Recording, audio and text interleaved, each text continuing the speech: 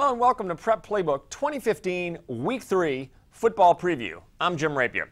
Joining me today via Skype is Prep sports writer Jim Derry, who will provide some analysis on some key games heading into Week 3 action. Jim, are you ready to go rapid fire for the previews for Week 3? It's just not the same with me not sitting next to you, is it? No, there's a lot more room in the studio.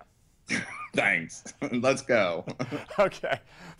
First up, a few of what we'll call the test your mettle games in John Curtis, Parkview Baptist, Mandeville facing ULAB, and De La Salle heading all the way up north, Louisiana, to face Union Parish. Jim, what do you think about these games?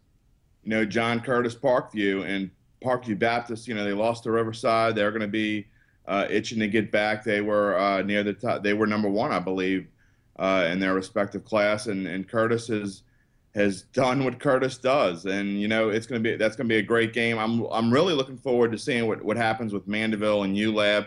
Mandeville has started out 2-0, and I think, as they usually do, flying under the radar. Except this year they're doing it in non-district play with the Ogeron boys, and you know, they had a big defeat of Barb on the road last week. That shows how good they are. And then ULAB responded after losing a Rummel in Week 1, so that should be a fantastic matchup. And then De La Salle, we get to see what De La Salle's all about as they make it the long journey to play Union Parish.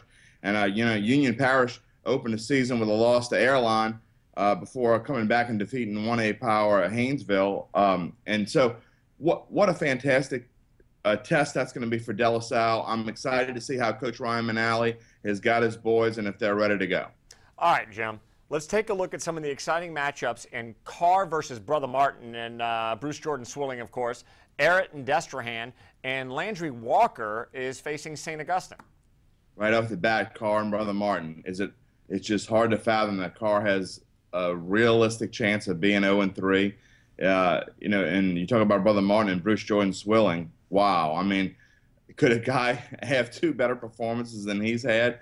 I mean, he had last weekend 340 yards and 7 touchdowns total before halftime, and then he just sat out the second half, traveled in St. Stanislaus. And people don't know about Mississippi teams, but St. Stanislaus is a really good football team. So Brother Martin made them look pretty bad. And then you got Errett Destrehan, which is where we'll be this weekend. I'm excited about that matchup, even though Errett, with the loss of Karan Bayham, it's going to be interesting to see how they deal with that.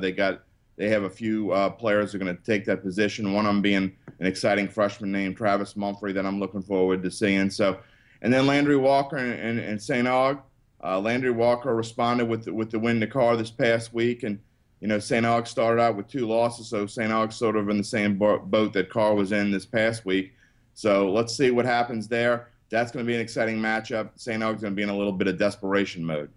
All right, Jim, finally, here's a couple games with some serious bragging rights attached in Riverside versus Hahnville, and a rivalry that really doesn't need too much explanation other than to just say the teams. Holy Cross versus Chalmette.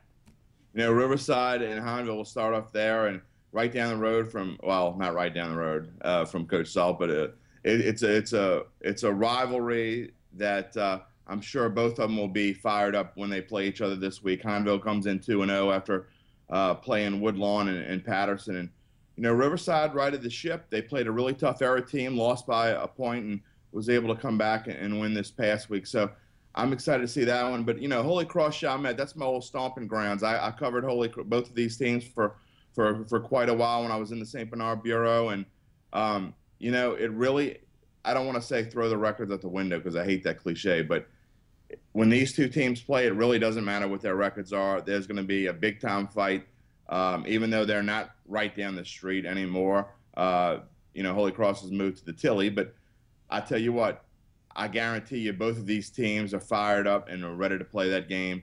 And I almost wish I was there this week, Bobby Nuss Stadium. It's sure to be an electric atmosphere, no doubt. As usual, thanks for the input, Jim.